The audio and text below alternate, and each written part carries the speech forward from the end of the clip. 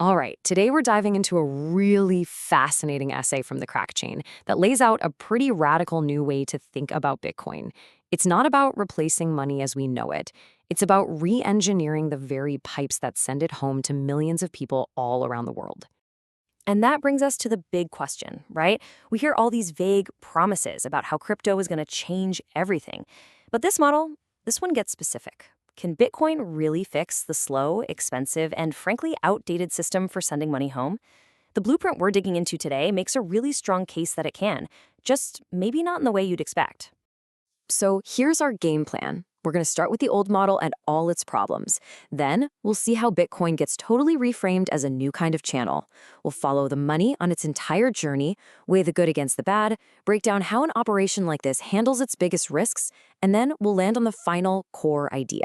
Okay, first up, the old way of doing things. To really get why this new model is so clever, you first have to understand just how broken the current system is. For decades, the simple act of sending $100 across a border has been anything but simple. You see, at the heart of the problem is this messy, tangled web of banks. When you send money the old-fashioned way, it doesn't just go from point A to point B. Oh no. It bounces between a bunch of different banks in different countries, and at every single stop, time gets wasted and, you guessed it, a fee gets taken. This is what creates all these pain points, sky-high costs, waiting days for money to arrive, and you have absolutely no idea where it is. It's this friction that the new model is built to destroy. So where does Bitcoin fit into all this? Well, this model flips the whole script. The goal isn't to replace dollars or pesos with Bitcoin, nope. It's about using Bitcoin as a much better, way faster kind of plumbing to just move the value across the globe. And here's the core concept, which is just brilliant. Think of Bitcoin as nothing more than a transport layer. It's not the whole factory, right? It's just the super fast conveyor belt that moves value from one end to the other in minutes, not days. According to this blueprint, the crypto part is actually the easy part.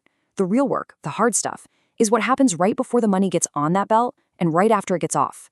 So let's actually follow the money. How does a digital asset that's sent from, say, the US actually become physical cash in someone's hand in Central America?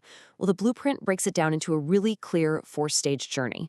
And here it is. The journey starts purely in the digital world with that on-chain receipt. Then there's a super important strategic conversion into hard currency. After that, it crosses over into the real world with physical, logistics, and transport, which all leads up to the final payout.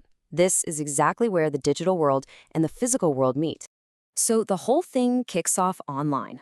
This first step, the on-chain receipt, is basically when the sender's Bitcoin payment gets confirmed and locked in on the network. Think of it like the official digital handshake that starts the whole process, completely bypassing the old, slow banking system from the get-go. Now, this next move is absolutely critical. The Bitcoin doesn't stay Bitcoin for very long. It's immediately sent to a strategic hub, in this case, El Salvador, and swapped for US dollars. So why there? Well, the country is officially dollarized and has really competitive, efficient services for cashing out crypto. This whole step is designed to slash conversion costs and, more importantly, get rid of that volatility risk. And boom, this is where you see the hybrid nature of the model in action. The digital journey, it's over. Now, a real-world physical logistics operation kicks into high gear. That cash, we're talking actual US dollar bills, is securely moved across borders to operational hubs in places like Costa Rica and Panama, getting it much closer to where it needs to end up. Finally, we get to the last mile. From these hubs on the border, the physical cash is handed off to trusted local agents. These are the folks on the ground who handle the final delivery, putting the money directly into the hands of the person it was meant for. The digital transfer is done, and the physical settlement is complete. Okay, but let's be real. No system is perfect, right? And TheCrackChain's essay is super clear about the trade-offs here. This model, well, it definitely solves some very old problems, but as we're about to see, it also creates a whole new set of challenges. And if you look at this table, the trade-offs become really obvious. On one hand, the advantages are huge. You're not stuck with those slow, pricey banks, and the value moves almost instantly. But on the other hand, you're basically swapping digital problems for physical ones. Instead of paying wire fees, you're paying for armored cars and security guards. And instead of dealing with one bank's rules, you're juggling the laws of multiple countries. So what could actually go wrong with a plan this complex? Well, any serious operational plan has to think about risk. The source material breaks down exactly how to manage the 4 biggest ones.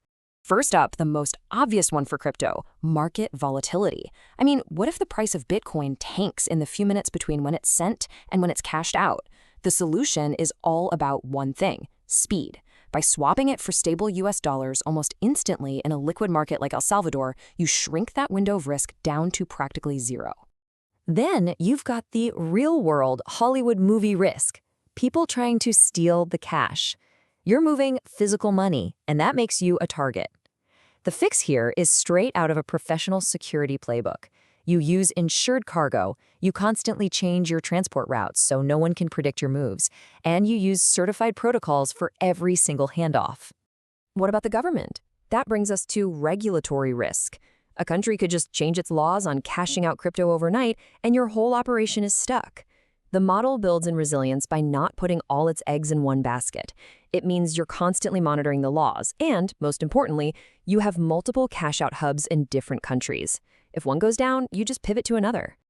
And finally, there's the court of public opinion, reputational risk. To be a legitimate business, you can't be seen as some kind of shadowy back-alley operation. The solution is to act like a pro. You keep perfect, auditable records of every transaction, you do serious background checks, and you maintain a policy of controlled transparency. You build trust.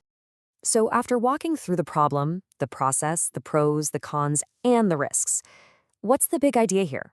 What's the one thing we should really take away from this whole operational blueprint? This quote from the author just nails it. The tech part, using Bitcoin to zap value across the world, that's actually the easy part. The real challenge, the heart of the entire business, is mastering the messy, real-world logistics of managing physical cash and security. And this really gets to how pragmatic the whole model is. This isn't some fantasy about replacing all our money tomorrow. It's a hybrid system. It uses a new digital tool to make one part of the process way better, while relying on tough, old-school operations to handle the rest. It reconfigures the system. It doesn't try to burn it to the ground. And that leaves us with a final, pretty provocative thought. For years, the crypto world has been searching for that killer app. What if the answer isn't some pure tech? What if it's a hybrid model, just like this one? Something that's focused less on ideology and more on mastering messy, real-world logistics.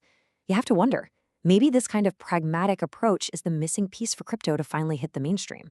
It's a fascinating question to chew on.